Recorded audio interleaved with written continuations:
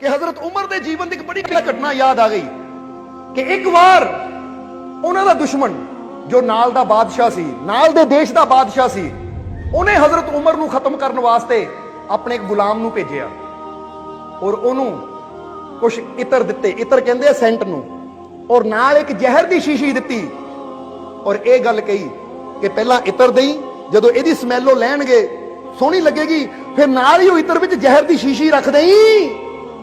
ये जहर दी शीशी ऐसी है कि जेड़ा भी इहदी स्मैल लैंदा है, यानी इहदी महक लैंदा, नाल ही सुंघदे सारी मर जाता है। हजरत उमर की मौत हो जाएगी। और नाल उस बादशाह ने कुछ धन भेज दिता और नाल एक कहंदे है गुलाम औरत नूं भेज दिता जो बड़ी सुंदर सी। हुण कहंदे धन, गुलाम औरत और नाल उसने वो इतर भेज दिता कि ये नजराना दे दे मेरे वालों, क्योंकि मकसद तय सी उमर की जान लैण दा। जदों ये गुलाम पहुंचा मदीने विच, हजरत उमर बारे पुछया कि तुहाडा बादशाह किथे है उमर, तो लोगों ने दसिया कि साडा बादशाह उमर वो तो फकीरां की तरह रहिंदा है, कहण नूं ही है मक्के दा बादशाह, पर रहिंदा फकीरां की तरह है, वो फलानी जगह बैठा है। जदों कहंदे ये गुलाम गया, इन्हां तां सोचिया सी जिद्दां साडा बादशाह आलीशान महलां च रहिंदा है इदां ही रहिंदा होएगा, पर उमर नूं देखिया कि पेड़ थल्ले बैठे हुए है, वो भी थल्ले बोरी बिछा के। और जाके उसने जदों देखिया तो देख के उहदे मन च वो दर्शन करके ऐसी खिंच पई कि तां रब दा कोई नेक बंदा लगदा और मेरा बादशाह इहनूं मारना चाहता है। जरा समझना सारे जी। हुण कहंदे वो गुलाम दे मन च इदां दी भावना पैदा हुई। उन्हें उमर नूं कहा, हजरत उमर मैनू फलाने बादशाह ने भेजा है, तुहाडे वास्ते कुछ नजराना लैके आया हां। तो उमर ने कहा किहड़ा नजराना? उन्हें दसिया जी आ दौलत। वो कहंदे मस्जिद नबवी बन रही है, यानी हजूर दा मदीना बन रहा है, बहुत अच्छा है, इनू मैं कबूल करदा, ये मस्जिद बनाने के काम आएगी, क्योंकि उसले मदीने का काम चल रहा सी जिथे हजूर मुहम्मद की मज़ार है। फिर उन्हें कहा मैं एक गुलाम लेके आया, यानी लड़की नूं कहा जाता है गुलामां नूं, ये लेके आया हाँ। हजरत उमर ने जदों ओदी तरफ देखिया तो देख के क्या सुभान अल्लाह, परमात्मा ने बड़ी अच्छी सूरत पैदा की है। फिर हजरत उमर ने एक नाल ही नौजवान बैठा सी जिहदी शादी नहीं हुई सी। हजरत उमर ने कहा ए नौजवान तू इस नाल शादी करना चाहता हाँ? वो कहंदा जी हाँ। कहंदे फिर जा, ये मैं तेरे इख्तियार च दित्ती, तेरा अज निकाह पढ़िया जाएगा, अज तो ये तेरी पत्नी है। वो गुलाम बड़ा हैरान रह गया, कहंदा मैं तो सोचा सी साडे बादशाह कोई चीज पसंद आ जाए मेरी, पर इन्हां दे अंदर तो कोई असर ही नहीं है। फिर उन्हें हजरत उमर ने कहा होर की चीज है? उन्हें इतर पेश किया, कहंदा जी आ ओ इतर है जिहड़ा बड़ा कीमती है, एक बार कपड़े नूं लग जावे तो कपड़ा धो धो के फट जाता, पर इतर दी स्मैल ओदी महक नहीं जाती। हजरत उमर ने कहा लिया फिर, ये मेरी हजूर दी मज़ार ते सुटन दे काम आएगा, क्योंकि मेरे हजूर दी मज़ार चों महक आनी चाहिए, मेरे मुर्शद दी मज़ार चों। ये आशिक दा प्रेम।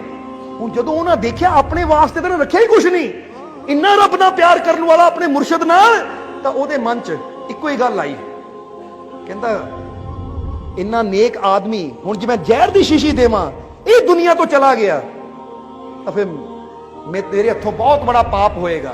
इसलिए उन्हें की कीता, वो शीशी दित्ती। हजरत उमर कहंदे होर कुछ है? वो कहंदा जी आ शीशी है। कहंदे की है?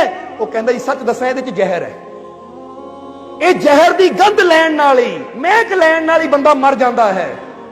इसलिए हुण भेजिया तां मारन वास्ते सी, पर उन्हें गल किदां बदली कि ये भेजिया है तां कि जे कोई तुहाडा दुश्मन होवे, जेड़ा तुहानूं लगे मेरा दुश्मन है, तां ये जहर तुसीं ओनू दे के मार सकदे हो। हजरत उमर ने हस के शीशी पकड़ी, कहंदे है एक मेरा सब तो बड़ा दुश्मन, अच्छा कीता तू जहर ले आया। वो कहंदा जी केड़ा तुहाडा दुश्मन है? क्योंकि जिथे तक तुसीं मैनूं नजर आंदे हो तुहाडा दुश्मन तां कोई हो ही नहीं सकदा। वो कहंदे है लिया, बहुत अच्छा है तू जहर ले आया। वो कहंदे जी दुश्मन केड़ा है? तो हजरत उमर कहंदे तू नहीं जान सकदा, क्योंकि मेरा दुश्मन मेरे अंदर बैठा नफ्स, ये मन, तेरा गौर करना। कहंदे अच्छा होया नूं ले आया, ये दुश्मन दा मरना जरूरी सी, और तू कहंदा है इहदी महक लैण ने बंदा मर जांदा। वो कहंदा जी हाँ। उन्होंने शीशी खोली, पी गए, बिस्मिल्लाह कह के रब दा नाम लैके शीशी पी गए। वो गुलाम दा तां हथ पैर कंबण लग गए, जेदी महक लैण ने बंदा मर सकदा, इन्ना शक्तिशाली खतरनाक जहर, वो पूरी शीशी पी गए, छोटी गई, ये तो हुण खत्म। हजरत उमर बैठ गए, चेहरा लाल हो गया, पसीना आना शुरू हो गया। और ये गुलाम डरना शुरू हो गया।